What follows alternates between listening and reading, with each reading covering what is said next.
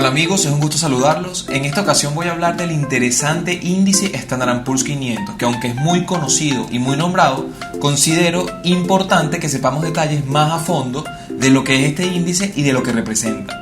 Comencemos. El Standard & Poor's 500 es un índice bursátil que recopila las 500 empresas más grandes de Estados Unidos. De su elaboración se encarga la empresa Standard & Poor's, cuyos especialistas tienen fama de ser los máximos conocedores del mercado de bolsa y la situación de riesgo de las compañías. De ahí vienen las siglas S&P, SIP. La cifra 500 se refiere a las 500 empresas que lo forman. Aunque el índice se denomina Standard & Poor's 500, contiene 505 acciones, ya que incluye 2 clases de acciones en 5 de sus empresas. Este es uno de los índices de renta variable más conocido y más seguido por expertos financieros, ya que lo consideran un referente para la economía de los Estados Unidos. Hablemos de la historia y del origen de este índice. La empresa Standard & Poor's presentó su primer índice de la bolsa en 1923, conformado por 90 empresas, y hasta el año 1957 fue denominado el Standard & Poor's 90. Fue a partir del 4 de marzo de 1957 que se extiende para incluir las 500 empresas más grandes de Estados Unidos, y es el índice que conocemos hoy en día como el Standard & Poor's 500. Este índice es muy importante y es considerado el barómetro de la economía de Estados Unidos porque expresa mejor la situación real del mercado accionario y de bonos, porque es más sensible que el Dow Jones y el Nasdaq, ¿ok? No incluye empresas medianas y pequeñas. Para manejar estos grupos se crearon otros índices que son más específicos, como por ejemplo el Russell 2000. El Standard & Poor's 500 es tan importante que muchos fondos mutuales comparan su comportamiento con el índice. Entonces, si el índice rinde un 10% anual y el fondo mutual rinde un 5%, se dice que el fondo no está teniendo un buen desempeño o está teniendo un desempeño por debajo del Standard & Poor's 500. ¿Y qué hace falta para que una empresa esté dentro del Standard & Poor's 500? Bueno, para poder ser admitida en el Standard & Poor's 500, la capitalización de mercado de una empresa debe estar dentro de las 500 más grandes de los Estados Unidos. Además, el comité de admisión del Standard & Poor's va a tener en cuenta otros criterios como son la capitalización de mercado, que debe ser mínimo de $4.000 millones. Otro criterio que consideran es la liquidez de la compañía. Las acciones de la compañía deben mantener un volumen mínimo de negociación mensual de 250.000 acciones en los 6 meses anteriores a la fecha de evaluación. Otro criterio que consideran es el domicilio, la libre flotación. La libre flotación es que el valor de las acciones dependa únicamente de la oferta y demanda del mercado. Deben tener una correcta clasificación por sector, es decir, que sea adecuada la clasificación del sector al que pertenece la empresa. Por ejemplo, una empresa del sector tecnológico, financiero o de salud, por nombrar algunos importantes.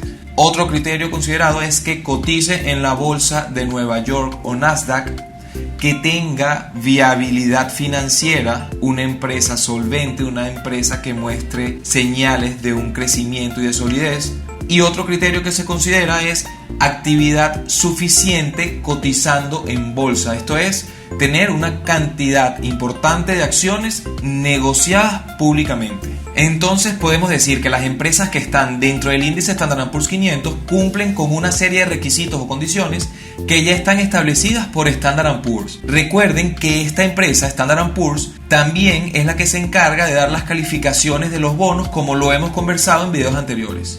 El comportamiento del Standard & Poor's 500 tiende a ser mejor que el de muchísimos fondos mutuales porque la inclusión de las empresas dentro de él no depende de análisis constante por parte de gestores de fondos, sino que simplemente depende de que las empresas cumplan o no con los requisitos exigidos para pertenecer a dicho índice. Es decir, invertir en el índice Standard & Poor's 500 a largo plazo podemos llamarlo como una inversión de gestión pasiva, y la inversión en fondos mutuales, que depende de la toma de decisiones por parte de analistas, gestores de fondos o de hacer trading, podemos llamarlo gestión activa. Entonces, si la idea es a largo plazo Si lo que no quieres es estar pendiente en todo momento del comportamiento de tu inversión, ten muy claro que el retorno histórico del Standard & Poor's 500 hace que invertir en él sea una excelente decisión para obtener un buen rendimiento en el tiempo. Aquí les voy a mostrar el comportamiento histórico en el tiempo desde la página de Yahoo Finance. Aquí vemos el comportamiento desde 1989.